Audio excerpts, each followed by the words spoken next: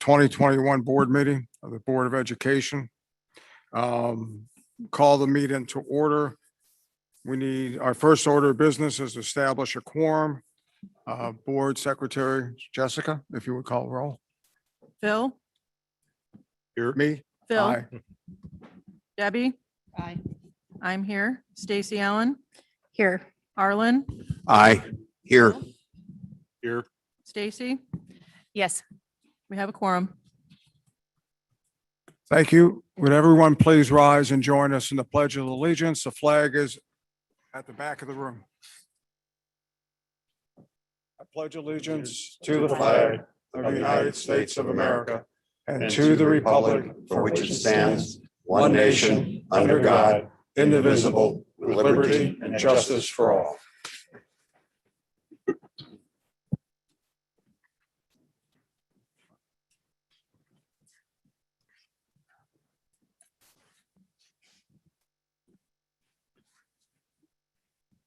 Okay, part of our normal protocol is that whenever we have any elected officials in our audience, we always recognize them.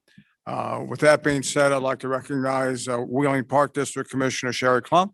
Sherry, good to have you here again. And we're doubly favored tonight because we have a former School District 21 board member and Wheeling Park District Commissioner Rich Rosen. Rich, glad to see you.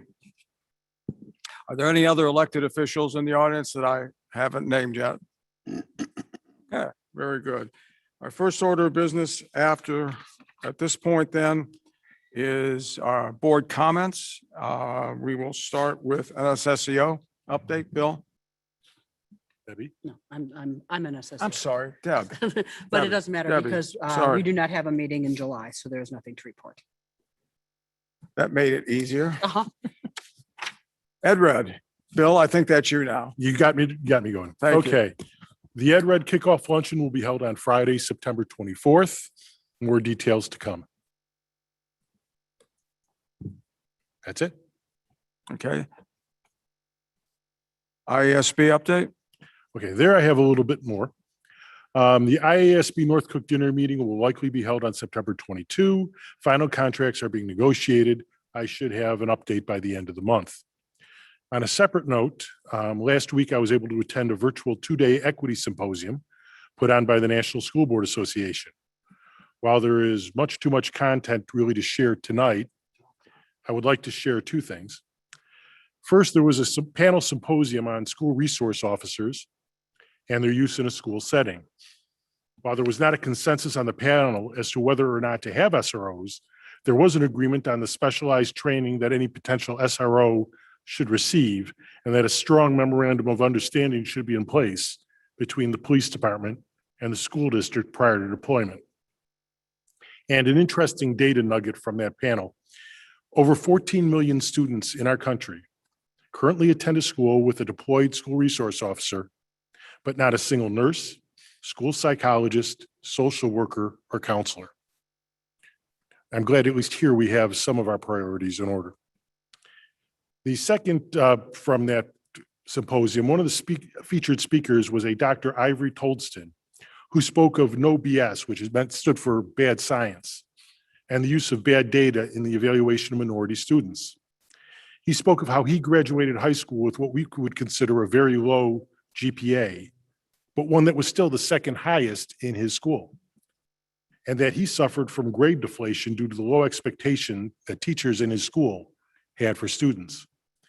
As a matter of equity, he said, we should be looking at data and beyond our standard data points.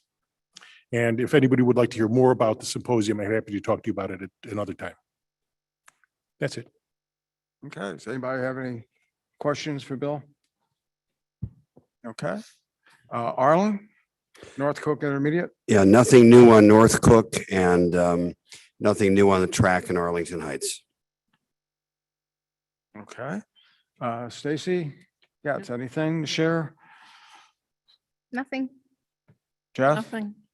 Okay, Slow Actually, mom. if you don't mind, I have one little thing I would like to add. go right ahead. I need to send a shout out to an organization called Shelter Inc. excuse me, and I really need to thank Arlen Gould for stepping up for me. One of my daughters, my now college-age daughter's friends, showed up at 2:00 in the morning and slept in her car on my driveway because she was afraid it was going to get violent at home. Fortunately, it did not. She is working things out with her dad that she is able to speak with him, but shelter has stepped up to find this young woman a safe place to live. They have provided her with interim housing until they found her an apartment. They have provided her with some food. They are getting all of the furniture that she needs. It's all secondhand that they've picked up from people who've donated. But what these people have done for her and for other kids, they start with foster kids. They have group homes for boys and group homes for girls. And then this is for 18 to 24-year-olds. And what they are doing for this young woman just makes my heart so glad. And I really have to thank Arlen for it. Thank you. Well, thank you, Deb. It's a marvelous organization providing shelter for young people from teens all the way through 20, helping them get back on their feet and deal with problems in life that none of us should ever have to deal with. So I appreciate your comments and I will pass it on to them. Thank you. Okay, thank you, everybody. Appreciate that. We're now getting ready to go into the business part of our monthly meeting. The first discussion will be board discussion on the COVID-19 management and mitigation plan for the upcoming school year. Let me just explain before I turn it over to Dr. Conley that during board discussion, we're going to be listening to Dr. Conley's presentation. Our discussion will consist of asking questions of Dr. Conley, asking for any clarifications. At this point in the agenda, we will not be talking about or indicating what our votes were going to be. We want to make sure that we hear from those in the public, those of you that are with us and in virtual land, what your comments are. And once we have passed through public comment section, then as we go into new business, that will be the time that the board members will be making comments relative to this particular issue. And then it will be followed with a vote at that point, I believe. So that is our plan for the next 15 or 20 minutes. And when we get to public comment, I'll have a couple of other comments before we open that up. Dr. Conley? Good evening, members of the board and assembled members of the audience, and welcome. I have a brief presentation that I would like to give at this time to update the board on a couple of items related to COVID-19 and our management and mitigation strategies for the coming school year. If you'll bear with me, I am going to start sharing my screen so that everybody can see the actual slide deck. So one moment. Okay. Really want to start off by just updating the board with the most current COVID-19 infection data for our area. This most recent data on the screen shows the most recent 2 weeks of reporting from Cook County Department of Public Health. That would be July 14th and July 21st. They update those, their reporting every Wednesday. And really both county-wide and then for the North Cook region. And so as you can see, this week, county-wide, we have a testing positivity rate of 2.2%, which is an increase of approximately 1.1% from the prior week. Likewise, county-wide, we have gone up to 28 cases per 100,000, 7-day case count, and that is up from 16 the week prior. Countywide, there were 96 reported youth cases, and they considered a youth case to be anybody under the 20 or under. This week, that is at 244 youth cases, and again, that's countywide. For the North Cook region, Similarly, we see some increasing. The testing positivity rate this week in North Cook is 1.9%, up from 1.2% on July 14th.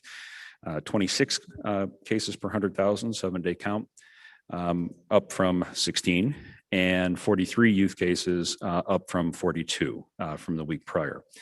Also, as we have since I believe November, we continually are tracking our local and by zip code local data through a dashboard that's provided by Northwestern Surgical Outcome Center. And today, the most recent date they have reporting for is July 20th, and that shows a local area testing positivity rate of 1.19%, and that is up slightly from July 16th. And we have risen to 21.4 7-day weekly cases per 100,000, up from 16.9. So again, you can see the zip codes that's indicating. So those are all the zip codes that District 21 serves, and then immediate surrounding zip codes to our district. I wanted to give a brief summary of the management and mitigation strategies that we are prepared to implement. One, and this is, I think, something that we're very excited about, improve ventilation and air filtration in classrooms. Over the course of the summer, we have had ionization filters that have been added to our HVAC systems. Those ionization filters will increase the efficiency of our filtration system from 11% efficiency to 84% efficiency. What's also nice is that these are not HEPA filters, which will destroy our equipment. So the ionizing technology is much more equipment friendly for the brand new HVAC systems that we put in when we added air conditioning. We will be continuing social distancing of 3 feet in classrooms, and that's again wherever possible. The CDC has also stated that a lack of ability to socially distance at 3 feet everywhere should not be an impediment to in-school learning, in-class learning. And so again, this social distancing will be inclusive of classrooms, cafeteria spaces, gymnasium, libraries, other common areas. We will be continuing to use our Shield Illinois saliva screening testing. It is now free for all school districts in Illinois to utilize the Shield Illinois testing. And we will continue to use that. That was highly effective for us in the spring, insofar as there were a number of positive and asymptomatic students that we were able to identify, contact trace, and try and make sure that we didn't have any kind of outbreak in the spring once we returned to full-time in-person learning. We will continue our contact tracing efforts, working very closely with the Cook County Department of Public Health. We will continue to follow the quarantine procedures that Cook County Department of Public Health is requiring of us. We will continue to have the availability of PPE for our staff and our students and visitors. We will continue to monitor student illness. Now, the one difference is that it is no longer recommended that parents complete a daily health certification, which is what we are doing under our Crisis Go system. So that will not continue. But as we do in any other school year, we will be closely monitoring the health of our students. And if it does appear that a student is displaying a COVID-like symptom, we will continue the protocols that we had in place last year to make sure that student is taken care of, and that we are able to inform parents and try and stem any kind of infection spread. We will continue working with students on emphasizing proper hand washing techniques, continued social distancing during breakfast and lunch, although we will be returning to a full breakfast and lunch program. So I think we've done enough of the brown bags. So we will be returning to a full meal service, which we're looking forward to. And obviously we will continue our enhanced cleaning and sanitization. And particularly at the early part of the middle school, we will continue cohorting students. And that is because, again, particularly once you get into the middle school, and this is specifically sixth grade, because that's the biggest grade level that will not be eligible, or at this point is not eligible for vaccination. Contact tracing is very difficult the more movement you have in place. Typically by happenstance of being in elementary is largely cohorted. So it's less of an emphasis there. But however, 7th and 8th grade students are going to be returning to a more normal middle school experience where they'll be changing classes, they'll have access to lockers and so on and so forth, knowing that we will continue to remind them and support them in maintaining social distance and making good choices in terms of how they move about within the buildings. And finally, as it relates to masking, I just simply want to reiterate that on July 9th, the CDC released their updated guidance for K-12 schools. On the subject of masks, the CDC has recommended that all those individuals that have not been vaccinated continue to wear an appropriate face covering while indoors in the school setting and on school buses. The school buses is an extension of the federal transportation regulations because it is considered to be public transportation. Subsequent to the CDC's recommendations, the Illinois Department of Public Health confirmed their agreement with the CDC's recommendations and forwarded those as concurring recommendations for the consideration of school boards. And just this past Monday, the American Academy of Pediatrics did issue a recommendation that all children, regardless of vaccination status, and staff, regardless of vaccination status. So everyone attending school or working in schools ages 2 and above continue to wear masks in school. Again, just to reiterate, as far as the overall structure of the 2021-2022 school year, we are back full in person, full time. By declaration of or at the directive of the state superintendent of schools, remote learning is no longer a widespread option. In fact, we are only provided the ability to allow remote learning if for a student who is under quarantine due to either close contact or having tested positive for COVID-19. And then in homebound situations for students that have specific medical issues that would imperil their ability to attend in person. We will be resuming all of our pre-pandemic school sports and extracurricular activities. Once again, following the mitigation and management guidelines that are in place for those at the time that those sports seasons begin and as activities unfold. And so again, that is a very brief rundown of the management and mitigation strategies that we are prepared to implement for the coming school year. And I will take any questions that the board may have. Okay, thank you, Mike. I'm going to start on my right and then we'll go down the row. Stacy, any questions, clarifications necessary? I do not have any questions or clarifications. Okay, Arlen? No questions. I read it all. I support the direction the superintendent has set. Makes sense to me. Thank you. Debbie? Okay, several of the items that I did send Mike an email this afternoon with several questions, most of which, sorry about that, most of which were answered during your presentation. One question that I do have for items such as, say, speech therapy, the individualized therapy, or psychological evaluations, things like that, how are we going to handle those with masks? Kim, do you want to speak to that? So a lot of our therapies are held in a small group setting. And we would handle that in the way that if it's a student is being seen for speech, for articulation, and really can get a better therapy with the mask off, we would request and require that they are sitting 3 feet apart and use the plexiglass shields.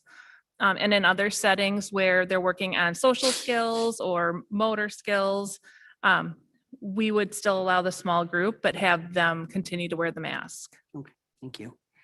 And I'm assuming that for like recess and lunchtime, they would not, the mask would be optional for the kids? That's correct. So the CDC, their recommendation for mask wearing are indoors. And obviously, while a child is eating, their mask would be off. So if they are outside of the school building, it would be the option of the child to wear or not wear a mask. Okay. Yep. That was pretty much it. Thank you. Stacy, Nope, everything was answered by Dr. Conley. Thank you. Jessica? Dr. Connolly's answered all of my questions as well. Thank you. Bill, do you have a couple questions or clarification requests? Well, first, I just want to thank Mike for spending half an hour with me earlier this week, answering most of my questions. And this is really a clarification, but for the benefit of the audience, to be clear, you are not giving us a recommendation on masking. That is a decision that the board will be making shortly later this evening. That is correct. Thank you. Is that it? That's it. Shock you. As a reminder, the elementary and the middle school students are actually on site at the buildings for how many hours a day? Full school day. So, Which is? which is about 6 hours at the elementary level and 7 hours at the middle school level. Middle school has a slightly longer school day. Just want to make sure that we have, we're all working from the same factual information. We're going to, if the board members don't have anything else, then we're going to move into public comment. Public comment is 3 minutes per person. You will be, and we have questions that are lined up from on the internet as well as those in person. If you filled out a comment card, please, if you haven't, please drop it off to Ms. Beach and she'll pass it around up to the table here. We realize, obviously, this past year has been rather challenging, rather interesting, to be sure, for everybody involved in public education. And obviously, our district is no different. I do want to request that comments, as you share your comments at the podium up here when your name is called. Again, you'll be limited to 3 minutes. Our public comment section will be no more than 60 to 75 minutes in total between virtual and in person before we move on with our agenda. I ask that everybody be respectful. Do understand, as in any other meeting, that the board and administration may not respond to specific comments or questions during the public comment section. That is designed for us to listen to what the community and individuals would like to share with us. It's not a give and take. It's not a dialogue back and forth. I assure you that my colleagues and myself listen intently. We make notes. Typically, if there's follow-up that we want, we go through Dr. Conley and the administration. So our expectation tonight is a civil discourse, and that's what we will adhere to. Let me just start with reminding everybody with the Illinois State Board of Education, which is the overall governing body for public education in this state, starts out their mission statement as such: provide each and every child with a safe and healthy learning conditions, great educators, and equitable opportunities. I think it's important that we understand not only at the local level, but at the state, and I'm sure every state is the same way. So with that, we will begin the public comment section. As I call your name, please step up to the podium. Rich Rosen. Welcome, Rich. And thank you, everybody, for allowing me to speak a little bit. My topic is kind of geared to, first of all, I'm speaking as a citizen living in Wheeling, even though my background currently, I have a leadership position in one of our local interfaith groups. And because of that, I've learned about things such as anti-Semitism that is floating around in our community, or at least the potential of that happening. And in doing so, I wanted to talk about a program that we did many years ago that I would like to see continued in the future. And that would be having children, especially at 7th grade level, to visit the Holocaust Museum.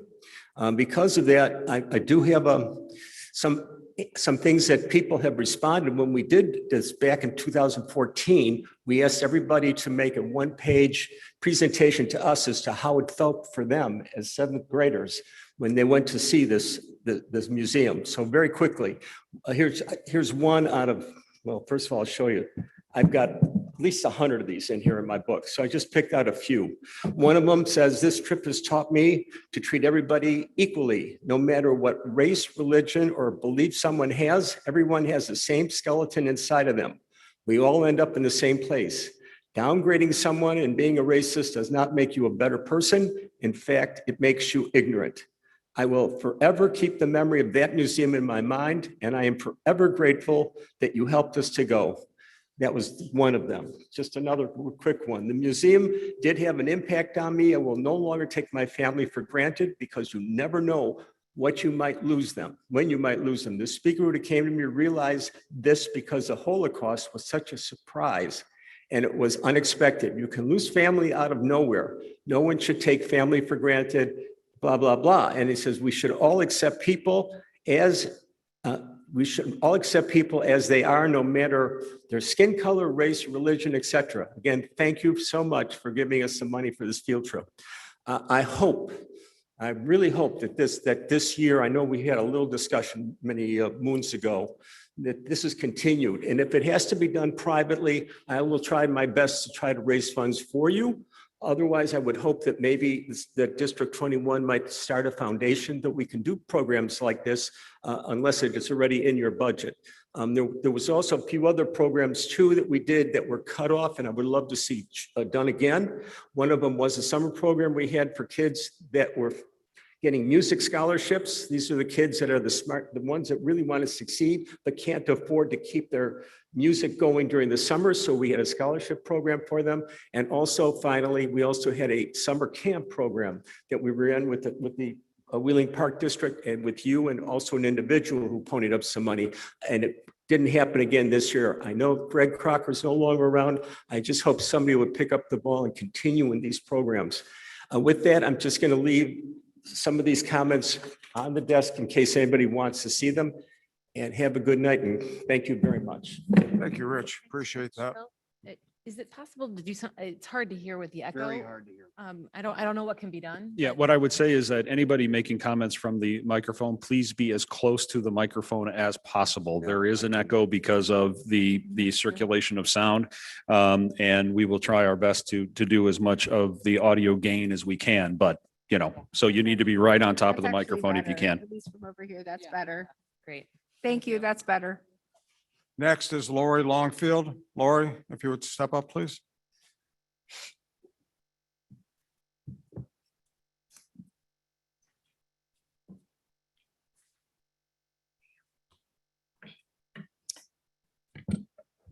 Okay.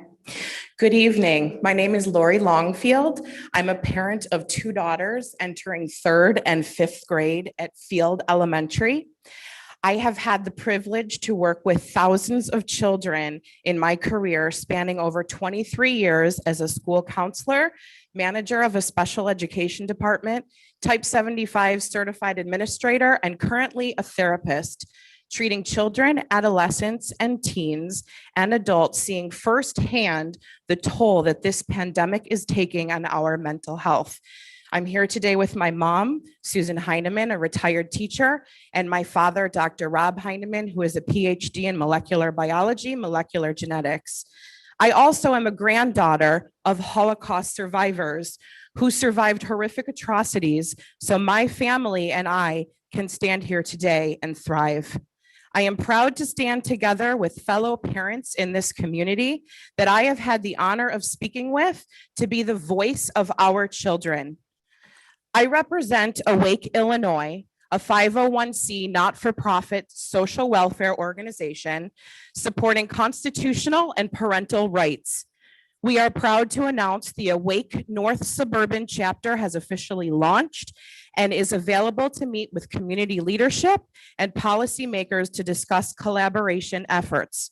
Our members include parents, taxpayers, and involved citizens who support our American principles, protections, and liberties. Whether the issues are at the local school board level or the state level, we are organized and paying attention. From rural areas to urban areas, we are actively calling out any forms of government overreach or constitutional violations, especially those that are oppressing our children. From House Bill 2789, the latest Sex Ed Senate Bill 0818, and the implementation of device curricula, parents are understandably concerned about their children's education. Additionally, the perception that elected school boards have any role in healthcare decisions or medical decisions is worrisome. We support local parental rights regarding facial masking, viral testing, asymptomatic quarantine, and/or COVID-19 vaccination of our children. We implore this school district and administrators to lead and enact policies that maintain the integrity of the Constitution of the United States of America, the Declaration of Independence, and the Bill of Rights. We are Awake, Illinois, and we cannot be canceled. Thank you. Thank you, Ms. Longfield.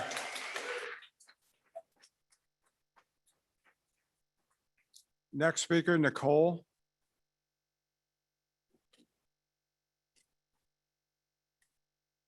Good evening, Dr. Conley and the Board of Education. First of all, I hope that you've all been able to enjoy some of your summer while school is not in session. I'm here tonight to talk about the approval of the requirement of COVID-19 vaccinations for all employees under the new business, which has a huge impact on dedicated District 21 employees, their pensions, and their families' livelihood. I want to clarify that this resolution does not affect my employment status, as I participated in the district's vaccination program last spring and I am fully vaccinated.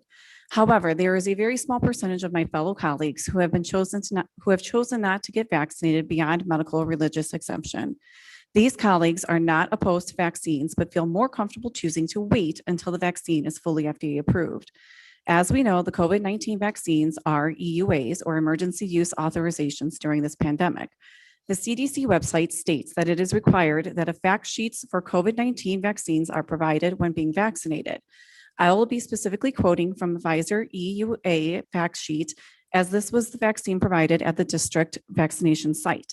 It states, quote, that the Pfizer BioNTech COVID-19 vaccine is a vaccine and may prevent you from getting COVID-19. There is no FDA approved vaccine to prevent COVID-19, unquote. There is a link that takes you to the global information Pfizer BioNTech COVID-19 vaccine website, which states, quote, the Pfizer vaccine has not been approved or licensed by the FDA, but has been authorized for the emergency use by FDA under the EUA to prevent COVID-19 for use in individuals 12 years of age and older. The emergency use of this product is only authorized during the duration of emergency declaration unless ended sooner, unquote. My question tonight is how an EUA vaccine can be a requirement of employment if it has not been approved or licensed by the FDA and is only authorized to use during a pandemic. I understand that the most effective way to prevent COVID-19, even the Delta variant, is through vaccinations, but it is not the only way. Our own district dashboard graph shows that staff attendance rate was 90% or higher from Thanksgiving break until the end of the school year. During this time, most employees were unvaccinated, but still effectively managed and mitigated the spread of the virus by following the CDC safety protocols of wearing masks, social distancing, hand washing, and daily health certifications, as well as shield testing. Now that 93% of employees will be vaccinated by the start of the school year, I am asking the board to consider an amendment to the proposed resolution for unvaccinated employees. Rather than make vaccination a required condition for employment, unvaccinated employees must continue to follow the CDC safety protocols to provide a safe and healthy learning and working environment for our students, families, and employees. Thank you. Thank you.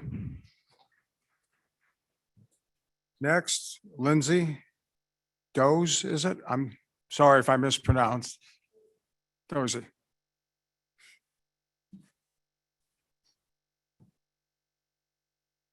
Good evening. Hopefully that's close enough. My name is Lindsay Dozy. I am the mother of an incoming first grader at Poe Elementary School. I am also a registered nurse and have been for 18 years, along with a board certified acute care nurse practitioner. With the 2021 school year upon us, I request decisions in regards to our children be made based upon evidence-based, research-supported studies and guidelines. As mentioned previously by Dr. Conley, the CDC, the National Public Health Agency in the United States, recommends masks be worn while indoors for all individuals who are not fully vaccinated. This was also endorsed by the Illinois Department of Public Health. As mentioned previously, this past Monday, the American Academy of Pediatrics also recommended that all individuals, regardless of vaccine status, wear masks while indoors at all times. While vaccination remains the leading public health prevention strategy to end the COVID-19 pandemic, all individuals under the age of 12 are not currently eligible for vaccination. With remote learning no longer being present this fall, class sizes will increase. Further, the presence of the Delta variant, which is confirmed to be present in all states of the United States, is currently known to spread faster than our original COVID virus. Individuals are much more contagious and contagious sooner than the virus that we dealt with a year ago. Science estimates this variant to be upwards of 2 to 3 times as contagious as the original virus. We're not dealing with the same virus we did last year. Allowing masks to be optional for all children, regardless of their ability to obtain a vaccine, eliminates one of the only protective measures still remaining for unvaccinated children. Allowing optional masking prevents the maximal protection of all individuals in school. In order for masks to be most beneficial, all individuals need to be wearing them. The percentage of particles able to be transmitted from source to victim is dramatically decreased when both individuals are masked. My mask protects you, your mask protects me. We know this from countless peer-supported scientific studies in the last 16 months.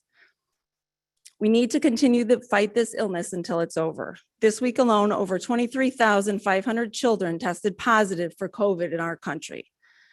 Given the novelty of the virus, I caution you to not just focus on survival rates of children who are diagnosed with COVID in making your decision. Survival rates underestimate the true impact of a child's physical and mental health long-term. In addition, they ignore the overall impact on the health of the communities and those most vulnerable to COVID. Lindsay, can I ask you to wrap up, please? Oh, You're sure, going- absolutely. Thank you. The race, amidst all the arguments and opinions surrounding the pandemic, we tend to forget the reality of the situation. COVID is a virus that has created the current world we live in. It's created a marathon for all of us the last 16 months. The race has dramatically improved but not ended. I beg of you to consider this in making your decision. We can be part of winning the race against a virus. We just need to keep running and use the mitigation efforts we know from science that work. Thank you. Thank you. Next, Jaroslaw Skorzuski. I'm sorry if I mispronounced.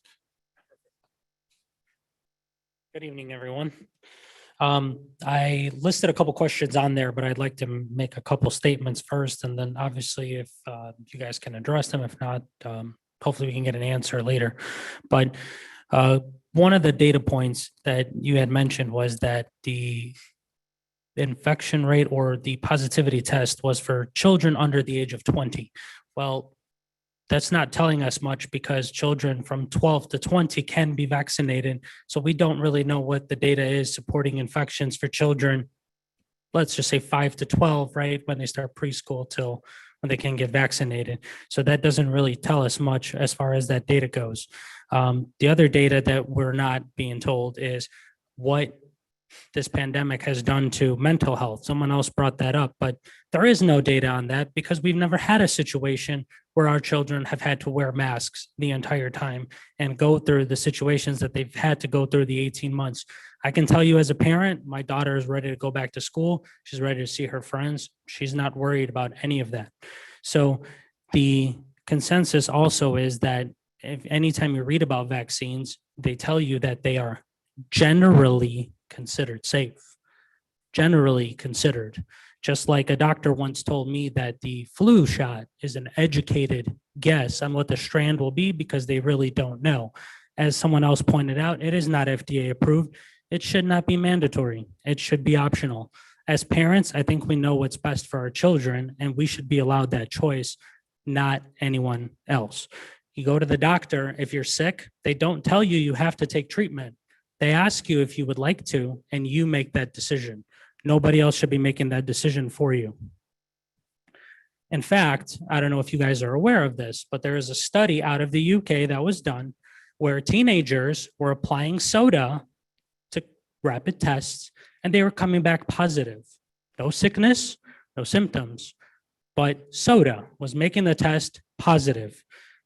The study was done, which proves that we don't know about testing and how effective and actually accurate it is. When we look at this data, it is not about how many children were actually sick. We're talking about testing. When people are afraid, they go take tests. When people are traveling, they go take tests. When they hear on the news that there's an extra variant, they go get tested. They're not sick, but they come up positive. So if a test can be faked by a bunch of teenagers drinking soda, and the UK made it a requirement to where they cannot have anything drank in the last 24 hours before taking any tests, then I think that we should have that option to make that decision for ourselves. The reality is that over the course of the last 18 months, the information and the data has changed. First, it was 6 feet. That was considered generally safe. Now 3 feet is safe. How do we know? Where is the data on 6 feet versus 3 feet? That was just a recommendation made by people that think an educated guess as to what should happen. Okay, could I ask you to wrap up? I then? am wrapping up. Thank you. Okay. So as far as this goes, as much as we appreciate what you are trying to do and keeping our children safe, I do believe that it should be our decision whether our children wear masks or not. There is no data to support what will happen to our children from long-term mask wearing because we've never gone through this. Thank you. Thank you. Next, Sandy Ravenna.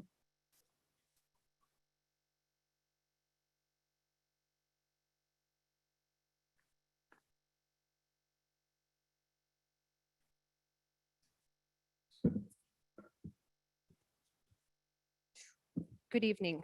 My name is Sandy Ravenna, and I have a son that will be entering the 5th grade this year at Field School. Tonight, I will discuss the ongoing debate of forced mask wearing in our schools. After a very long year, everyone needs to be educated on the dangers of mask wearing, not just for our kids, but for everyone, me included. Some people will ask the board to have mercy on our kids while they debate the decision on mask wearing. But you see, we don't have to ask. There should not even be a debate. Some of the teachers and staff hide behind the union and different groups in Illinois.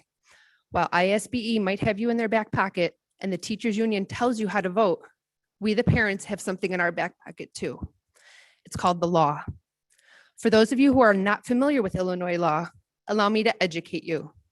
Legislators make the laws and create administrative bodies that are given certain authorities to pass rules and give regulations.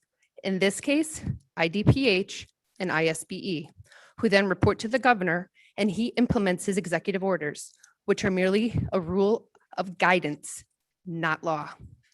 All of this is to instill fear in people who don't know the laws. The governor has recently said that the IDPH has fully adopted the CDC's guidance and says unvaccinated people should, which is not mandatory, keep masking. But he left out the part where the CDC also says that local districts may choose not to implement those guidelines. Well, you follow the CDC and the IDPH recommendations, that's all they are, recommendations or a choice. So now onto the law. Since House Bill 2789 has currently not been passed into law, IDPH has no power within the schools. It's just a guidance and a revisal of public health guideline, and it means nothing legally. It's not a rule, regulation, or adopted standard within Illinois. Are there any duly adopted rules, regulations, or standards in the administrative code that says that masks are required? No. Title 23 says nothing about viruses or mask wearing that lawfully says you have to follow those guidelines. Now, there is a question of the governor's orders that if failure to be followed, the school district will not get funding and can be shut down or won't be covered by insurance companies. That is totally false and untrue. You see, the schools are protected by tort immunity, which can also be found at illinois.gov under Illinois compiled statutes. As long as you are following Title 23, there's nothing to worry about. My hope is you are. Then show people where it says masks are required. Excuse me, Sandy, if I could ask you to wrap up, please. Sure. It's been only 3. The last I remember, the state adopted in April of 2003, the HIPAA law that protects our personal health information and full disclosure of any medical issues to ourselves and our doctors only. So asking about receiving vaccinations completely violates that law and should never have been allowed to done to anyone.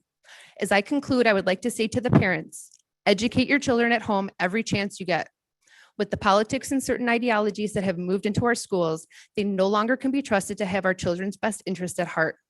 Teach them to stand up for themselves, teach them their rights, teach them to be compassionate, teach them right from wrong, and teach them good values and to be decent human beings, especially now in the times we are living in. Because unfortunately, as George Santayana once said, a child educated only at school is an uneducated child. Thank you. Joe Ravenna. Joe, did you want to? Okay. Thank you, both. Oh, okay. You're reading his, okay. Again, 3 minutes, please. In regards to the first discussion about the American Academy of Pediatrics that cited that children should be wearing masks, nobody discussed the citation. The citation was made by the American Federation of Teachers. That's right. The AAP cited that the teachers unions of the United States of America were the ones that cited that the children should be covered. Fear is a tactic that certain people use to control others. The only way to get people to forfeit their civil liberties is to scare them. People like to be free and have choices in making decisions about themselves and their families. But if you instill fear and tell them they're going to die, many people just give up their liberties and do what they're told. Other people say, hey, is that really true? And they take the time and research first. Luckily for all of you, I did the research. Daniel Horowitz, who writes for The Blaze, wrote that the Delta variant is actually less deadly than the original strain of COVID-19. The data is the case fatality rate is 0.1%. The infection fatality rate is 0.08%. The reason the case fatality rate is higher is because many people who have little to no symptoms at all don't even go to the doctor or get tested. So no one can use this variant as the excuse in any case to force masks or vaccinations, unless you choose to be uneducated and use the fear tactic to control the district. Doesn't communist countries use fear tactic on their people? Last I checked, America was still a constitutional republic. The Nuremberg Code from 1949 was put in place so people would not be forced or coerced into taking vaccinations against their will. Thank you.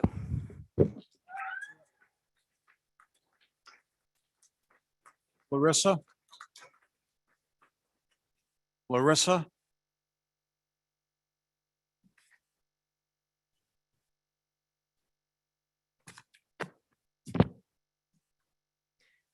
Good evening, everyone. My name is Larissa Klishko. I'm a mother of 2 girls in District 21. I have 2 bachelor's degree, one from overseas and 1 master's degree from DePaul University. For the past 7 years, I've been working in the field of clinical studies. I want to start by saying that I have health and safety concerns for my children, as I'm sure does everyone else. For the next school year, I would like to address 3 issues: vaccination recommendation, mask mandates, and quarantining of healthy children. I'm not against vaccines that are required for children and vaccinate my kids as needed, but I will not vaccinate with COVID vaccine. There's enough data now to show that vaccinated people get sick as much as unvaccinated ones. And the vaccine available is not effective against the new Delta variant, which is predominant right now. This vaccine has known side effects. Check via CDC reporting sites.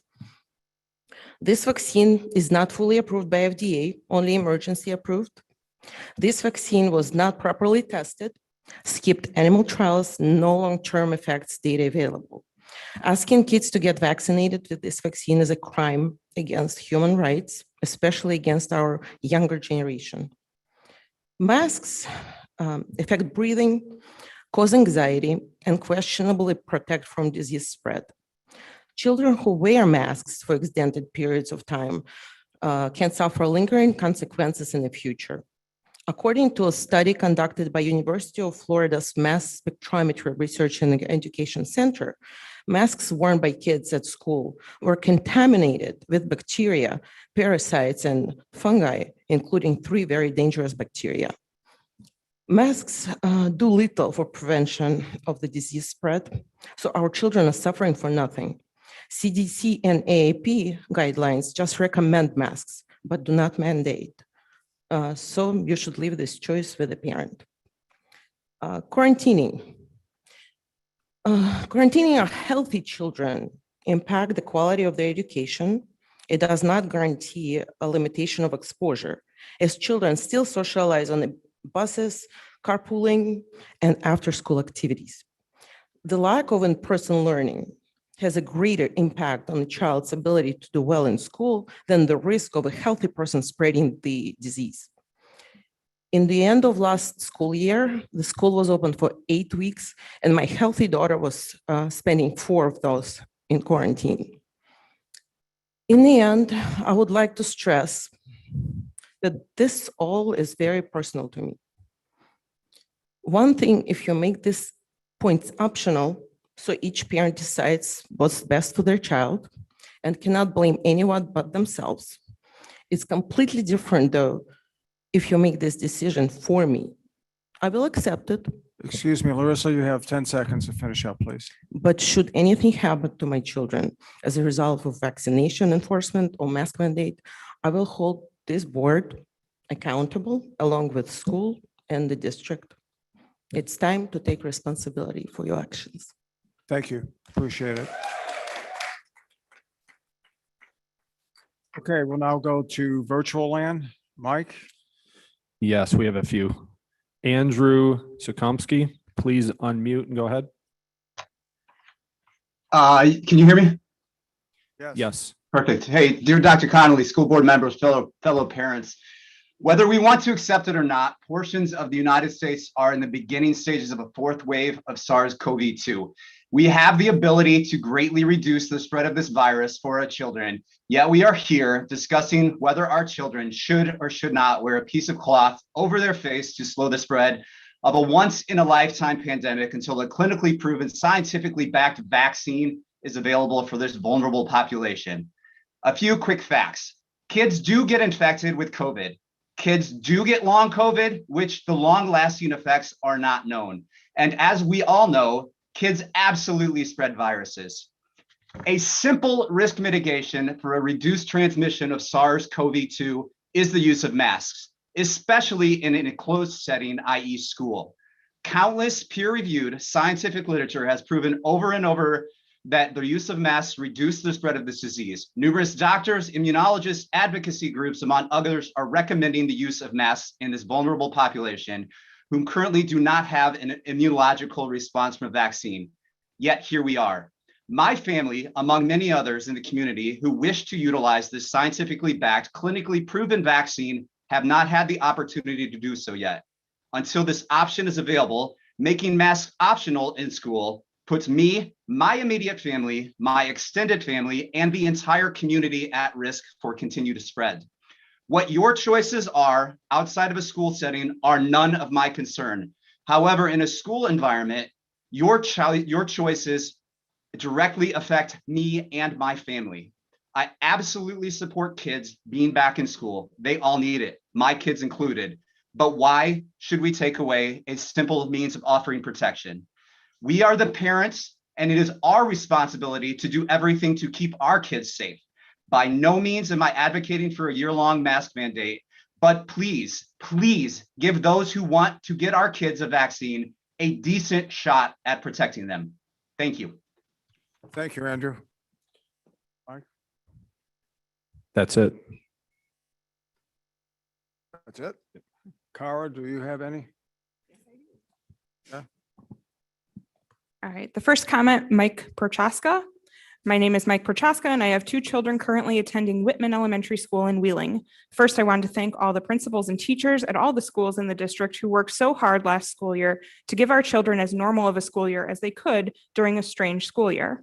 The COVID-19 school guidelines passed down by the Centers for Disease Control and Prevention, CDC, all across the nation are unnecessarily harming our kids by spreading more fear and confusion, in my opinion. Our kids have been traumatized as much as adults, if not more, by the pandemic. It's time to make sure the next school year is back to normal for them. Many school districts and local health departments are basing their face mask policies on this CDC guidance. But the CDC guidance has flip-flopped on its position several times since March of 2020, leaving many confused. Now the CDC is recommending that children wear masks all day long in schools, despite the fact that these practices are not evidence-based and there's no long-term safety data on such practices. The small amount of children who contract COVID, only 0.00% to 0.19% of children are dying from it. 10 states have reported no child deaths. Children are at extremely low risk of harm from COVID with a 99.99% recovery rate. For kids, there's nothing more important than facial expressions, and I missed seeing their little faces at work. I'm hoping that school gives parents the choice to decide if their children need to wear masks at school, so school can go back to normal for them. In the past, we have trusted parents to make responsible choices for their children, choices like keeping kids home when they're sick. The presence of a virus that barely affects children is no reason to remove parents' choice now that most of the teachers have been vaccinated. It's time to make sure this school year is normal as it can be. My ask of this board is simple. Leave the medical decisions where they belong, within the individual family unit. Let the students, along with those who know and love them the best, make the decisions regarding vaccines and masking. I'm asking that you approach the mask situation like nearly every local business has done around here and in the surrounding communities. Recommend masks for the non-vaccinated if you must, but in the end, the masks have to be optional. These kids have spent the entire summer in crowded movie theaters, restaurants, sporting events, family reunions, all while maskless and with no material uptick in cases. Don't make a good portion of our student body go back to digging a dirty, week-old mask out of their lint-filled pocket each morning. The latest guidance gives wide leeway to local districts, along with many other districts across the state.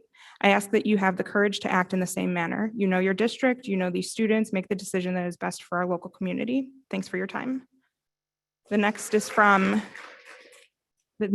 Crystal Glassman. Dear board members and parents, first, I want to thank everyone in the education field, as I can only imagine the current difficulty working in this industry. I can't begin to understand what it is like being an education professional and having to manage and deal with so many changes. So many of you do a fabulous job juggling not only your career, but our children's well-being as well as your own. And some of you are doing all of that while still taking care of your families. So truly, from the bottom of my heart, thank you. With that being said, I'm exhausted by our current situation, as all of you must be. I love my children from the bottom of my heart and feel as though I need to stand up and express my thoughts on my family's behalf. No matter what stance I take politically, spiritually, or emotionally, I stand for choice and freedom. The choice to dress, express, and believe what feels authentic. I teach my kids this as well, so they are raised with this amazing belief that so many folks might not experience. So I stand for choice. The choice to wear a mask or not, the choice to vaccinate or not, the choice to act a certain way or not. And I have that choice for my children as well. So please consider not the external opposing sides, but the core heartfelt belief that we all share as parents, educators, and humans, the freedom of choice. The next comment is from Marta Kolkel. I'm a parent of 2 kids in CCSD21, and I ask that the school board promptly remove mandatory mask wearing for all children and staff of our schools and make masks optional. The mask mandate was lifted in the state of Illinois. It is unnecessary and not healthy to continue to require our children and school staff to wear masks at school or while participating in school activities. It is our duty as adults to not only protect the younger generation, but also do as much as possible to ensure they thrive. There is no statutory law that mandates masks. We are appalled at the guidance recently handed down from the Illinois Department of Education that suggests things like keeping the youngest of our children in masks with the justification that they are ineligible to be vaccinated. We are asking you to rise above this guidance that is clearly not what is best for our children. We applaud other area schools for their mask optional plan. We believe parents/families should be able to perform their own risk assessment considering all physical, mental, emotional, and psychological risks and benefits for their own children when it comes to all medical decisions, including masking. We officially and respectfully request you immediately make masking optional for all children and staff in our district. On behalf of myself, my family, and hundreds of parents, I ask you to make masks optional. This is the easiest and most simple solution to the issue. Let each parent decide what they want for their kids, let them breathe normally and have a normal yet safe education. Optional masks is really the way to go. The next comment is from Mark Skirkevich. I apologize. To whom it may concern, I am writing today as a parent in District 21. I support the board and understand the tough decision that you have today with the decision of if to require masks moving forward. As you understand, there has been a lot of information and misinformation. It is important that we follow the science and ensure that the school is a safe and productive place for children to learn and grow. There will be a lot of arguments made based on personal beliefs and anecdotal evidence. Neither of these should impact the decision made on the foundation of scientific facts. The decisions should be made to regularly monitor the situation while implementing the recommendations of the CDC, which currently recommend the use of face masks indoors for unvaccinated individuals where social distancing cannot be maintained. Thank you. The next is from Scott Nielsen. My hope for the 2021-2022 school year is that at the very least to do away with the obvious aspects of hygiene theater. The frequent surface bleaching and plexiglass can be eliminated indoors, and especially no masks should be required for outdoor play. This respiratory virus has an almost zero possibility of being spread outside. Let's not send kids outside to gym class or recess wearing a mask in this heat when it does no good but to make their mask sweaty. Eliminating the hygiene theater that does nothing to prevent virus transmission will go a long way to resuming normalcy at schools, especially when the rate of community transmission is as low as it is right now. The final written comment is from Kristen Holthausen Ludwig. As we enter this new school year, children whose parents choose alternative schooling will be returning to their home schools. Teachers who taught distance learning will return as well. Buildings will be full again, what everyone has wanted all along. But with a full return, there need to be considerations made to keep everyone safe. All COVID-19 mitigation measures that were put in place for in-person schooling last year should absolutely be maintained this year. This includes enhanced cleaning protocols, social distancing when possible, shield testing, and mandated masking. COVID-19 is a public health crisis. Public health must come before personal choice. The Delta variant is becoming more prevalent. Children under 12 are not yet vaccinated, and numbers in that population will rise as other age groups become more protected by vaccines. Mandating masks in schools, at least until the vaccine is readily available for under 12s, will keep everyone, children, teachers, school staff, families, and our community safer. Thank you. Okay. Do you have anyone else? Any others, Letitia? Nope. Okay. Thank you. That concludes the public comment section. The next item on our agenda is what's referred to as a consent agenda, where we put a number of items that are fairly routine into one motion. After the consent agenda is when we'll go into new business, and I believe the first item brings us back to the mitigation plan. So folks won't have to wait too much longer, I don't think. And the consent agenda tonight, couple things allow me to comment on. There are two freedom of information requests, which are fairly routine. There's some conference and travel expense. What that is the for our upcoming November Professional Development Conference, which is the annual professional development opportunity that the board has. There was a little under $5,200. I had questions on the financial invoices that were responded to favorably, and I didn't have a need for any follow-up. So the chair will entertain a motion for the consent agenda approval. So moved. Thank you. Second. Thank you. Any questions? Jessica? Bill? Aye. No, Bill. Oh, I think we're gonna have to start looking. Bill. Aye. I vote yes. Stacy? Yes. Debbie? Yes. Phil? aye. Arlen? Aye. Stacy? Yes. Motion carries. Thank you. Dr. Conley? Yes, as part of the consent agenda this evening, the board has approved the appointment of Ms. Sammy Roth to be the interim principal at Whitman Elementary School. We are very excited that Sammy has agreed to step in at a very late hour to this most important role. So Sammy, if you wouldn't mind standing up and just waving. Thank you very much. Sammy has been serving as the assistant principal at London Middle School for the past 2 years and has done a fantastic job, and she will do a great job as interim principal over at Whitman. And my deepest apologies to Anastasia Netzel, the principal here at London, for stealing her assistant principal on July 22nd. But we are already working on filling that role as well, so no worries there. Sammy, thanks very much for doing this, and welcome to your new role. We're all excited for you, Sammy. Hope it's a smooth move from London over to Whitman. Very good. Okay, we now move into new business. The first, we have 4 items under new business. The first one is the consideration of the COVID-19 management and mitigation plan for the upcoming school year. Let me first comment that at least that I received, and probably most of the board did, close to 50 individual emails from 50 different people. We had some folks that communicated with us on multiple occasions. We appreciate, with very, very, very few exceptions, the tenor of the communications that came our way. We understand, as I mentioned earlier, that this is a passionate topic for a lot of folks on both sides of the aisle. And I must tell you that of those close to 50 that I responded to on behalf of the board, it was a fairly even split of pro-mask, anti-mask. So there wasn't a lot of leverage one way or the other in terms of the email communications from our community. But we appreciate certainly the engagement, and we will now move into board comments as we consider this.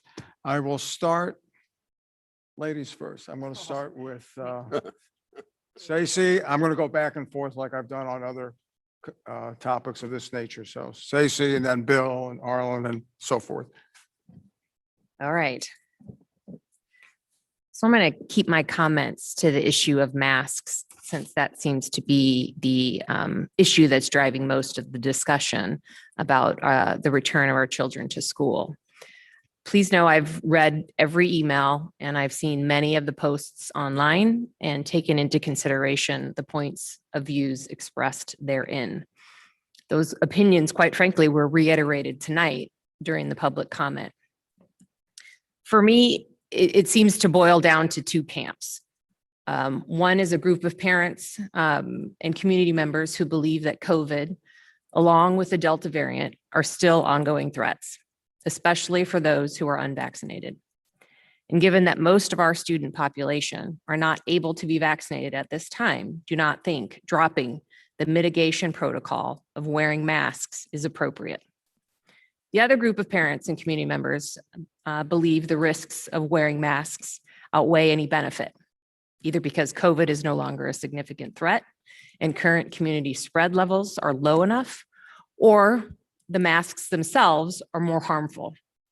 And they believe that it is their right as parents to make that decision on behalf of their children, whether or not they should be worn in school.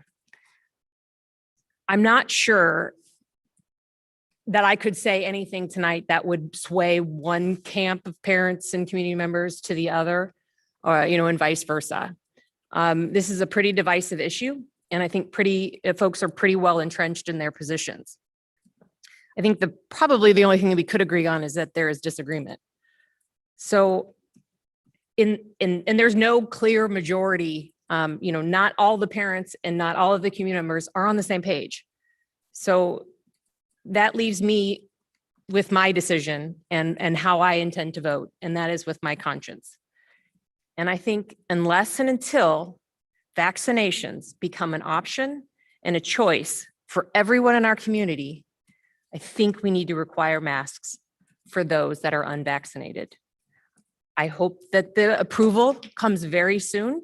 And I hope that we're only dealing with this issue for a couple more months and we can put it back to the parents to decide whether to vaccinate and whether to wear masks. But right now, most of our student body population does not have that choice. So I feel I have to vote that we need to require those masks. Thank you. This is beyond anything else, everything else. This is a business meeting of the Board of Education of this district. And we will continue in an efficient manner. We would appreciate whether you're for or against whatever comments we are making as individuals and in the end as a group, that you recognize the fact that this is our business meeting and respect that. Bill? Thank you. And Stacy, I'll start out by agreeing there's no way we can make a decision that will make everyone happy tonight. I appreciate, though, the advocacy of everyone on both sides who have contacted us, who have come tonight, who have come virtually tonight. There simply is no better advocate for a child than their own parent. I'd also like to take a minute to thank Phil for all of his work over the last 10 days or so.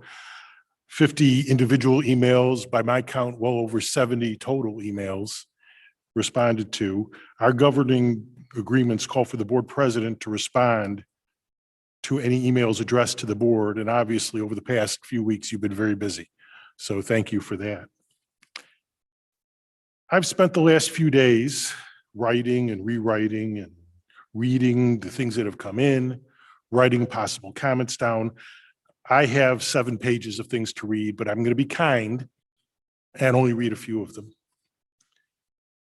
One of the predominant things we've been hearing is about choice.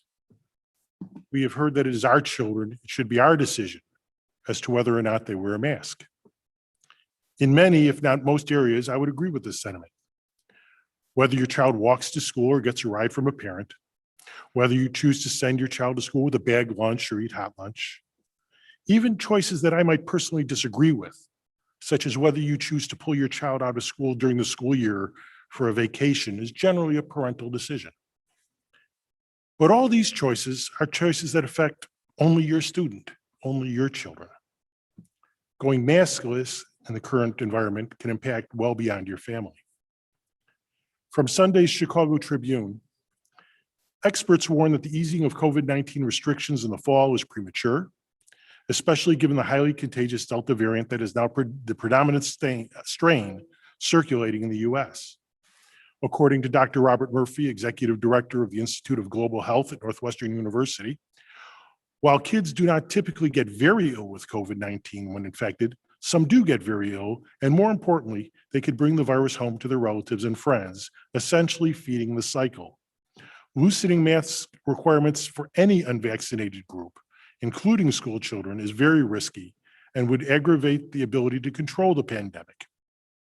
And of course, we heard earlier that the American Academy of Pediatrics recommends that all students, regardless of vaccination status, be required to wear masks, a much stronger standard than even the CDC and the IDPH. They make this statement in large part because they don't want to see a return to the remote learning that we've seen in the last year. I'll also go out and say, I think the reason they speak to all students being masked regardless of vaccination is a response to those states that are passing foolish non-disclosure laws. In the past, we've talked about potential liability, one of the parents mentioned it today, that the district could face if we choose to act against the recommendation of the CDC, ISB, and IDPH. from an alert that we received from the Illinois School District Insurance Pool. Many questions remain as to whether Illinois school districts will be protected from any potential COVID liability by the Local Government Tort Immunity Act, 745 ILCS 10/1-101. Disregarding the current IDPH and CDC guidance, i.e. not wearing or requiring masks, could undermine the discretionary immunity defense and could be characterized as willful and wanton and even reckless conduct, which in some cases is not protected under Illinois law.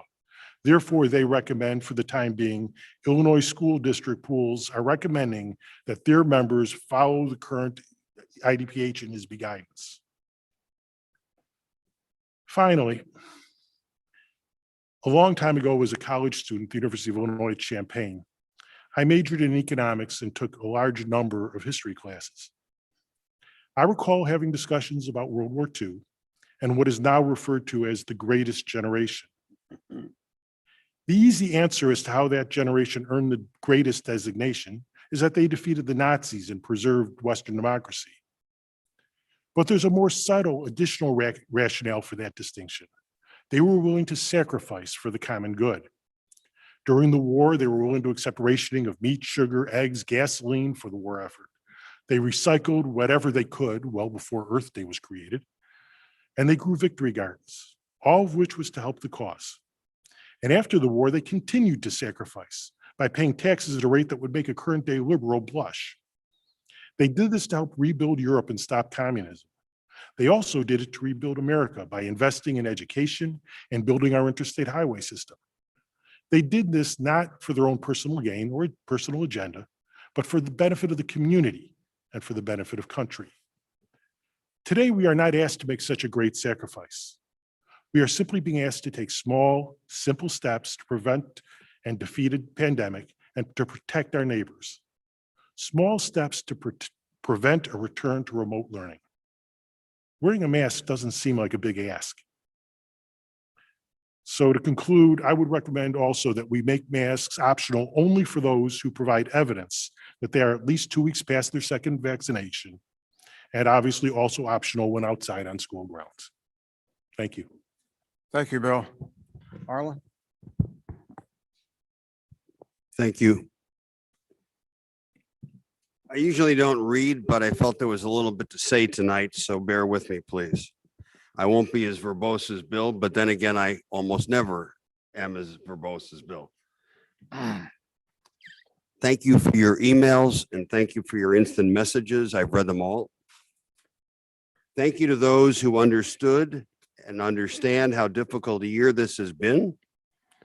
Thank you to our teachers, staff, and administration, Superintendent Conley, for getting us through what has been an extraordinarily difficult year. And Phil, for dealing with all the emails in the last 2 weeks in kind of a difficult time. Thank you to those who recognize that we are charged with keeping our 6,500 students and all of our staff safe while providing the highest quality education. I recognize that our decision tonight will make some happy and others unhappy.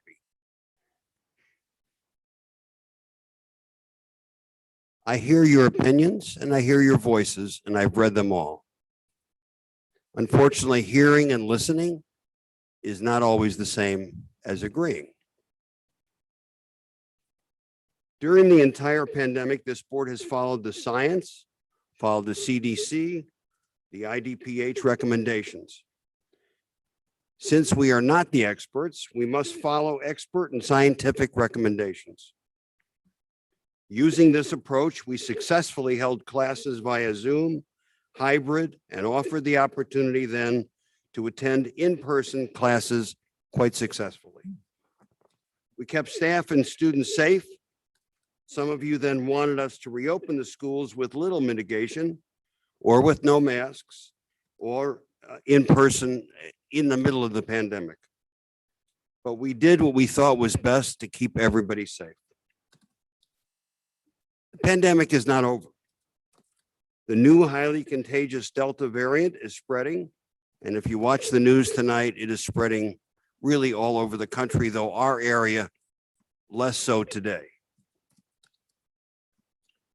Today, in fact, it was reported that Illinois had over 2,000 new cases. And yes, a majority downstate, but there are still many people here who have not been vaccinated. You ask, and some of you have asked if I had a personal view on masking. I had the amazing experience of hosting two of our grandchildren for Zoom learning during the pandemic, really until February for the most of the pandemic. I watched them study. I watched them struggle with Zoom learning. My wife did most of it, I will admit, but we did play soccer in the snow, and we did play in the driveway in the middle of the snow just to get them out of the house. My point is that they masked and we masked for the entire time until we got vaccinated. And we struggled through it because we felt it was best for everybody's best interest.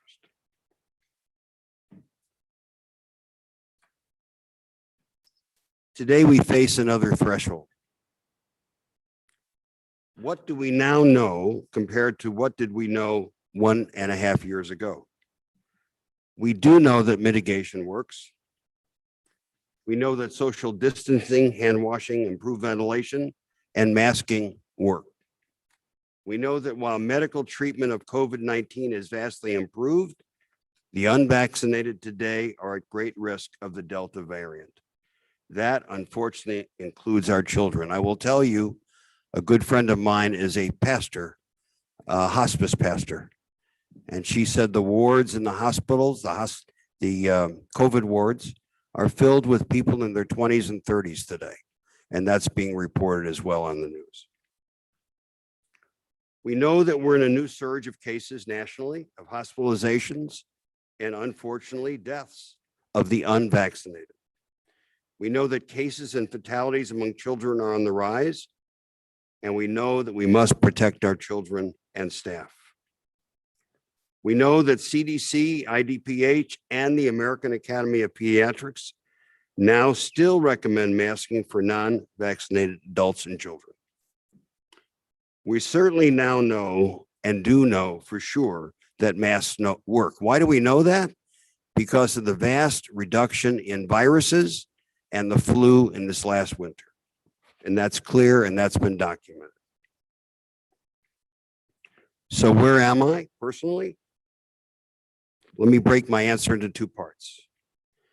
K-5, I believe that K-5 students for whom the vaccine is not yet available, we must require masking until such time as the vaccine is available and in their arms, or until the experts tell us masking is unnecessary. Middle school. While I know that some of the medical recommendations are that masking need only be for students not vaccinated, I think we should consider masking for all. I think that would make our teachers' job easier and not require them to be the mask police in the classroom. In short, I believe that at a minimum, all unvaccinated students should be masked while in the school building. I know this is not ideal.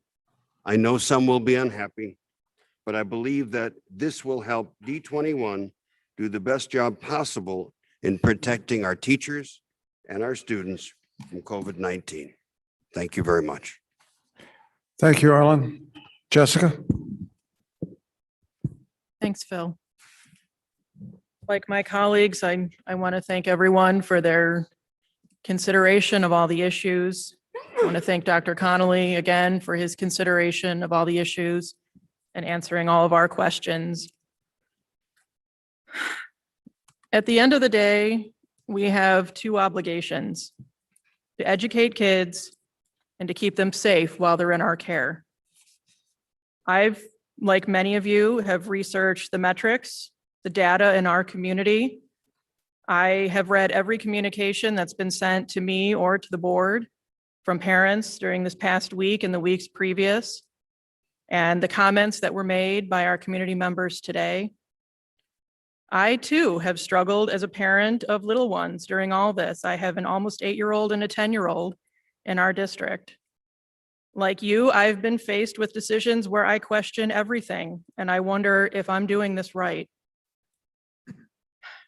I believe the most effective way to keep our kids safe in school is to focus on prevention of transmission and have a plan for reaction when a child or staff member tests positive. I believe the best method of prevention is vaccination, but until that's available for the under 12s, I'm in favor of implementing all of the mitigation strategies available to us, including masks for unvaccinated kids at all times in our school buildings, except when they're eating or if there's another established reason. We've made tremendous strides in combating COVID infection rates in our community and the variants and schools by using these mitigation strategies, and I see no reason to eliminate any mitigation strategy for now. What is least confusing for kids is consistency and knowing the rules, not changing them without reason, and not carving out exceptions where it's hard for them to remember what to do. I've read a lot about the known effects of COVID on kids. And as I've said in previous discussions, we don't know the long-term effects on kids. So if we can prevent transmission, then I say subjecting our school community to these mitigations for the next few months, maybe longer, seems like a small price to pay to prevent as much transmission as possible. I've used this analogy before, and I think it still holds. Remember when we used to think chickenpox was just part of childhood? I was on staff at ISB when the legislature required the vaccine for chickenpox. And back then, I thought it was the most ridiculous government needless overreach. Kids didn't die from chickenpox. They were sick for a while and they missed a week of school. Until I researched, and I learned that AARP pushed for the vaccine because their membership was contracting shingles, and it's horrendous. As a parent, I vaxxed my kids for chickenpox because I didn't want them to get sick. I didn't want them to miss school, and I didn't want them to be at risk for shingles later in life. And for those of you who don't know, I had shingles last December. I cannot describe the pain that I felt and how disruptive it was to me, my family, and my community that I'm part of, and I'm not even old enough for the shingles vaccine. All of this is to say that we can do some things to prevent transmission or try to prevent transmission, and these things are not unbearable. Then fewer kids will get sick, they'll miss less school, we'll have fewer quarantines, we will maximize quote unquote normal school days of in-person learning and maximize continuity of instruction for as many kids as possible. When our circumstances change or there's increased vaccination eligibility, especially for the under 12s or something else, then we can reconsider our strategies. And certainly outside of the school day, parents are making choices for their family as to what activities they'll participate in and what actions they'll take to protect their families. However, with freedom comes responsibility. And when we're in school, we have to consider the whole of the school community, the adults and the children, and make a decision that's soundly rooted in public health and public policy. Thank you. Thank you, Jessica. Stacy, I thought Debbie was next. whichever one of you would like to go That's next. fine, I'll go. Is that okay with That's you? fine with me. So this was a difficult evening for me, but for a good reason, which is a miracle is going on about a half an hour from here, where my son, who wrote a show, who was supposed to produce his show last summer, has the honor of doing that tonight. He has the honor of doing that tonight because this isn't last summer. We're not on lockdown. He had the ability to get his friends together, masked in my living room for the last 6 months to produce a work of art. And we didn't know last summer when we had to cancel everything, what this summer was going to look like. We didn't know where COVID was going to be. A year ago, we didn't know where the school year was going to be last year. We were having very difficult discussions about what the fall was going to look like. And it was what I called the Great American Science Experiment, which is what the pandemic has really been. I can tell you today what something looks like, but next week or the week after, things might be different. My decision on this was, I will tell you, it wasn't difficult because I've remained consistent in this. I'm not a public health expert. I work in healthcare. I'm in hospitals every day. I'm in emergency rooms. I'm in intensive care units. I work in behavioral health. I think I've seen a nice spectrum of what the pandemic has done since it began. My industry never worked from home. We never worked remote. We were on the ground, boots on the ground from the very beginning of this. I talk to emergency room doctors on a daily basis. I talk to ICU nurses on a daily basis.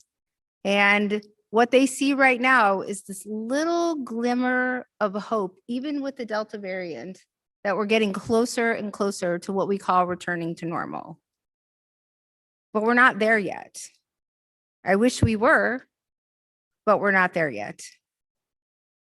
What I do think we have to do, what we did get to do this summer though, is we did get to go to concerts outside.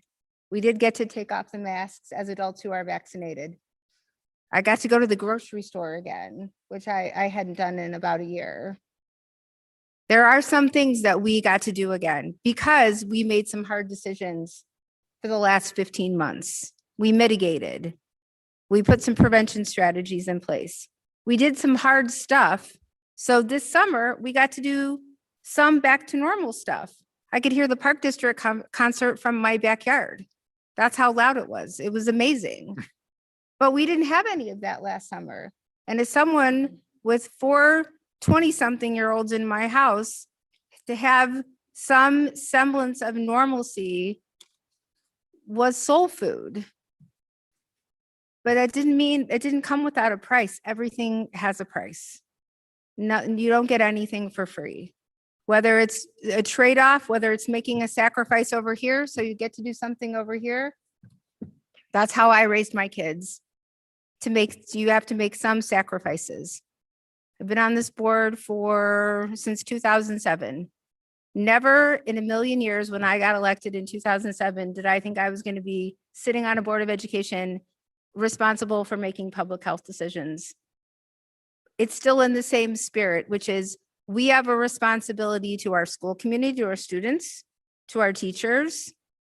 And I'm not in anybody's back pocket. I don't even know, I'll be honest with you, I don't even know where our teachers union stands on this. I can kind of guess where they stand on it, but that was never a question of mine where our teacher union stood on this because it didn't affect how I felt about it. What I don't want to be is the epicenter of community spread. What I don't want to be is responsible for it coming out in our community in a greater way than it is now. We still have to mitigate. We still have to make some tough decisions.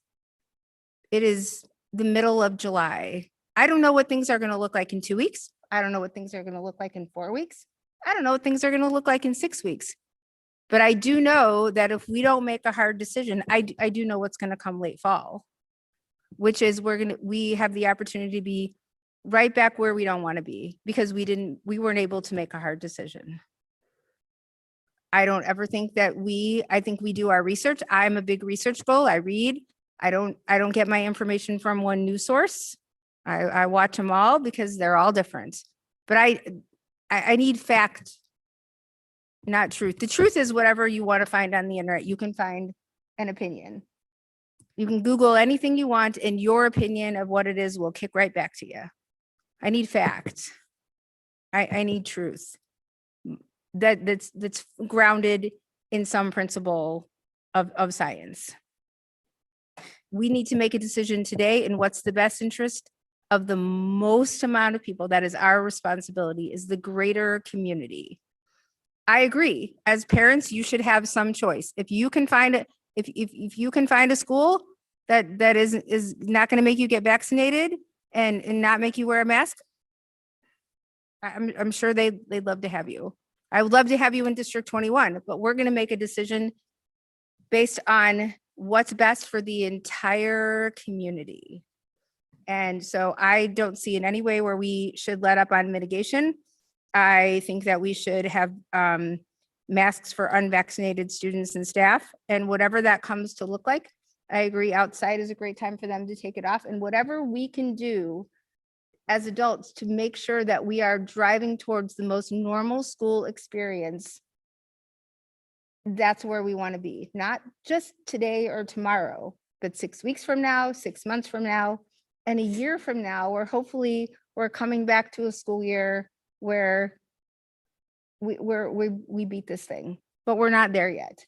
And I will tell you, the fear in healthcare and the fear in hospitals right now is a boomerang effect. And what I hope for is that we all have the courage to continue this mitigation, to continue these things, so we can continue to get back to normal. Thank you. Thank you, Stacy. Debbie? Okay, thank you. Well, first, I'd like to start by saying thank you to all of you who have come to the meeting tonight, both in person and virtually, regardless of which side of the issue you're on. And a double thank you to all of those who have stepped up to the microphone and spoken. I remember the first time I spoke at a board meeting, how terrified I was. I was shaking. But I also remember how respectful all the board members were to me. I hope that I have expressed my respect to you as community members as they expressed it to me. I wrote 10 years ago, I think it was more like 12. Just as that discussion was, this is a very heated topic. Everybody is very passionate about their side. I have read each and every email in its entirety that has come into me, and they are fairly evenly distributed on the pros and cons of requiring masking in schools. Both sides had petitions. Unfortunately, one of them was very heavily skewed with signatures that were not in our district. As a matter of fact, some of them were not in our state or even our country. There were several from overseas. Someone that's not in our community doesn't hold any weight at all for me. There were also several studies that were cited. Myself and my husband, he loves to do research. He loves to do research. Did the research on every single one of those studies, and all of them had significant flaws. They did not follow standard research parameters. Therefore, I cannot necessarily believe any of their outcomes. One that said that it found bacteria on them. One of the bacteria they found was from the North Atlantic off of England. How that got onto a mask, I have no idea. That bacteria was never seen anywhere else. Several people tonight and on the emails have mentioned that children have not been shown to have outbreaks like have been seen in adults. Perhaps that is because as responsible adults, we have kept our children home and away from mass maskless congregations. As things have opened up in the past few weeks, we have seen a great increase in pediatric cases, especially with this new Delta variant, including a 5-year-old boy from Georgia who passed away just last week from the Delta variant. He was a healthy boy until he caught COVID. We have approximately, round numbers, 6,000 students in our district. If just 5% of our kids get sick, that's 300 students. If only 1% of those 300 students were to die, which 3 kids are you guys okay in losing? For me, that's an absolute zero, not when I can do something that has been proven to prevent the spread of the disease. Yeah, masks are hot. They're uncomfortable. They make it difficult to read expressions. But I've learned to read body language better, to get emotions out of people's eyes. I express more using my eyes so that other people can read how I'm feeling. As Dr. Connolly mentioned, during specialized learning, speech therapy, et cetera, the masks will be removed so that we have the full experience. We have other mitigations, the plexiglass, and that will serve the same purpose that the mask would, while still allowing the learning to be done. That's how they do it with NSSEO, the Special Education Cooperative. Finally, I'm making my decision based on 2 criteria. First, the American Academy of Pediatrics recommends masking for children under the age of 12 and for those not vaccinated, as does the CDC for all unvaccinated individuals, which automatically includes those under 12. Secondly, for those that are saying it is their right and responsibility to determine whether or not they and their children wear a mask, You're right. But your right to make that decision ends where my right to make mine begins. My child being masked will not negatively affect your child. However, your child not being masked may very definitely affect mine.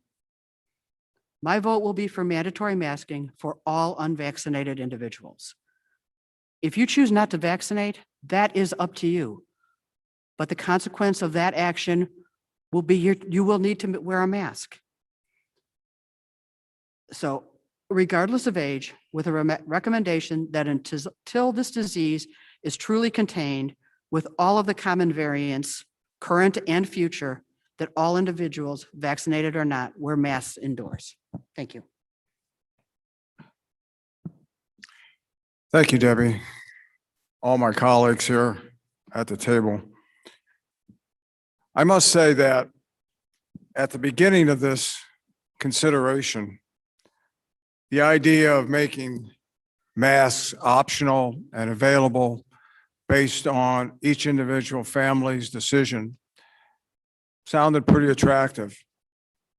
It seemed like, well, that makes sense.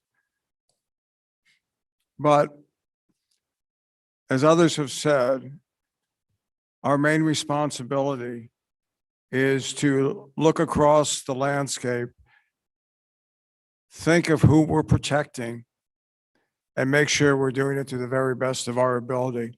It is true, as some who spoke tonight and in emails, that we're under no legal obligation to make it pro-mask or anti-mask.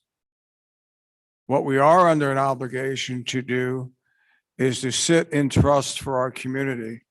That's what a Board of Education does. And part of that is making a determination of what is the right course for the community, what is the safe course for the community, and make that decision. You know, as I listen to my colleagues this evening, it is clear to me, and I've known them all for a number of years now, that the amount of angst and thought process that went into their final decision has been pretty thorough, pretty considerate.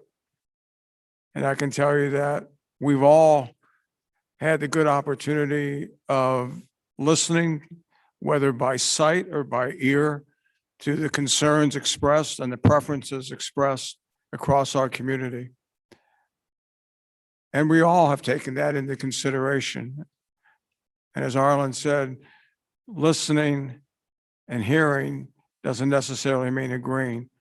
I know when my children were younger, I used to remind them of that too, when they couldn't go out to play or do something, that I wasn't listening to them. Well, I was, and we have as an organization. I don't think I need to expound very much more on this. I think the direction is clear. My colleagues have been very straightforward and with very good support for the positions that they're planning on taking.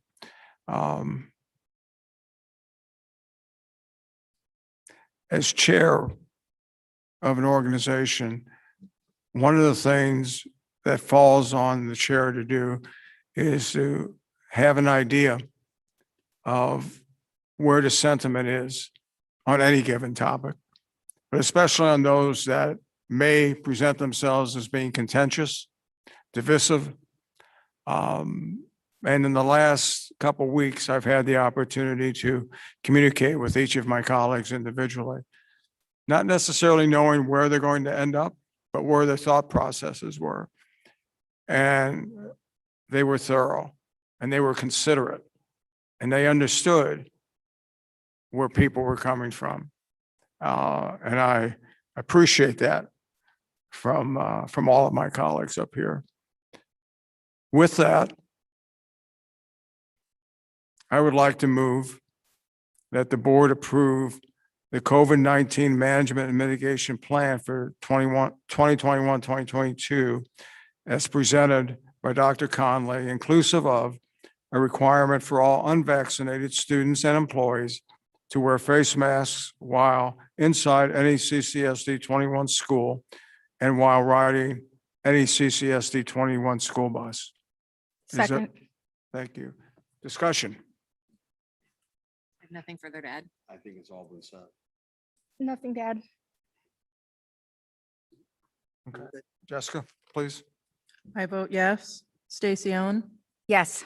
Debbie, Yes. Phil, Yes. Arlen, Aye. Stacy, Yes. Bill, Aye. motion carries. We have 3 additional new business items. Again, I want to thank the community, thank those of you especially that are here. You've been very respectful. And as a board and as a district, we certainly appreciate that very much so. Item 2 under new business, Dr. Conley? Yes, item 2 or item B under new business is a recommendation and resolution for the board to make COVID-19 vaccination for all employees a requirement. And certainly willing to answer any questions that the board may have on that point. No questions. Anybody? No, I don't have anything. Thank you. Thank you. Chair will entertain a motion. Yes, I think it's only fair if we're masking our students that our teachers, to the extent possible, protect the students and each other. And I think my position as a supporter of our teachers is well established. Therefore, be it resolved that the successful completion of vaccination for COVID-19 is a required condition for employment for all employees, providing for accommodations for those with verifiable medical exemptions or sincerely held religious objection, and further directs the superintendent to implement administrative procedures to ensure compliance with this policy. I do this for the sake of our teachers and for our students.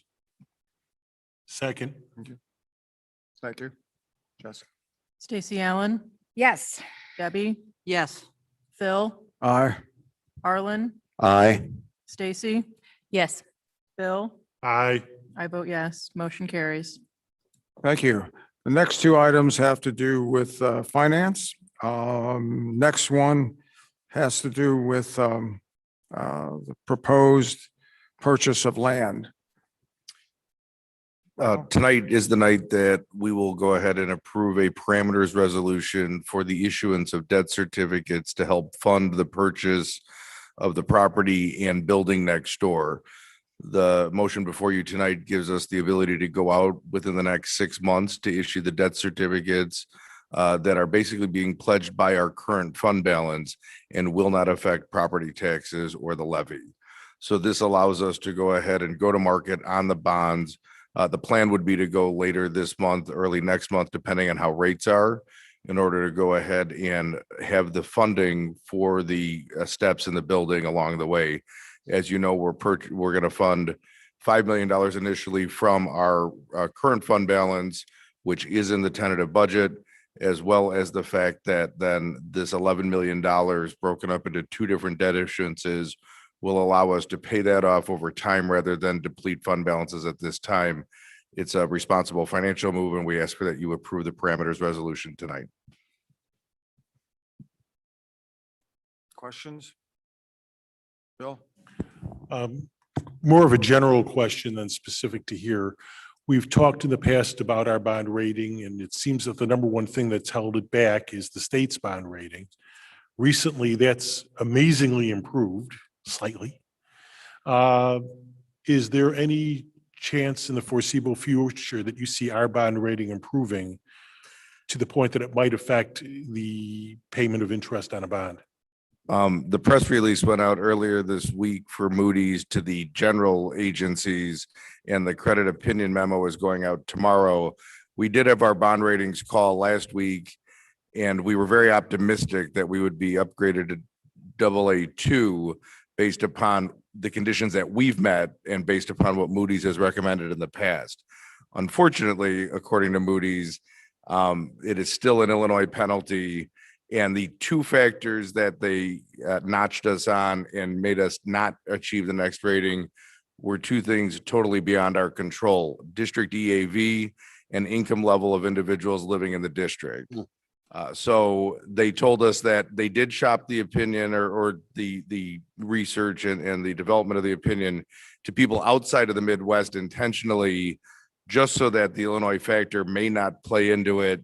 Unfortunately, the Illinois factor did play into it because, as you stated, while there is a slight increase in our bond rating in the state of Illinois, it still is not enough. So the other two factors that go against it is student population, which has no bearing on our funding under evidence-based funding any longer, as well as the pension issue, which has not been an issue in the state for at least 4 years now. So they told us if we maintain where we're at again, the next time we go out for bonds, which at this point is not something we see anytime very soon, that we would likely be able to achieve a higher rating. But unfortunately, the Illinois penalty has cost us again. Thank you. You ever watch Peanuts cartoons? The football got pulled again, did it? Okay. Cheap shot by Moody's. Any other questions or comments for Michael? Chair will entertain a motion. So moved. Second. You mean you don't want to read that 17 No, line? Stop. I We learned last decided we month weren't that I doing didn't have to do that anymore, anymore. Remember? Jessica? Debbie, Yes. Phil, Aye. Arlen, Aye. Stacy, Yes. Bill, Aye. I vote yes. Stacy A. Yes. Motion carries. Thank you. And the last item of new business is approval of the tentative budget for the current year, right?